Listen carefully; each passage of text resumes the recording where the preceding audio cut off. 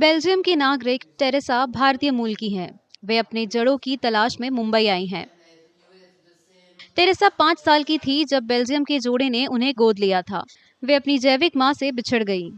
उन्हें उम्मीद है कि वे मुंबई में अब अपने परिवार के किसी भी सदस्य को ढूंढने में कामयाब होंगी।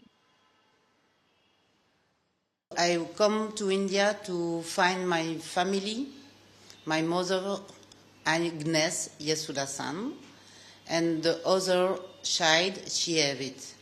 Because I know when I was born in maternity St. Catherine, 25 October 1917, 70, I was the seventh child. So I'm trying to find the other child she have it. Teresa को अपने अतीत के बारे में कम जानकारी है, लिहाजा उनका सफर अनजान राह पर है।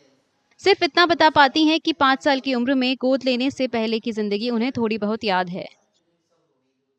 One document I can see, but not to have it, is in Saint Joseph home in Baikola, and I see my mother don't because she lose this husband is dead, and she cannot bring me up, and she pick me, she bring me in the institution.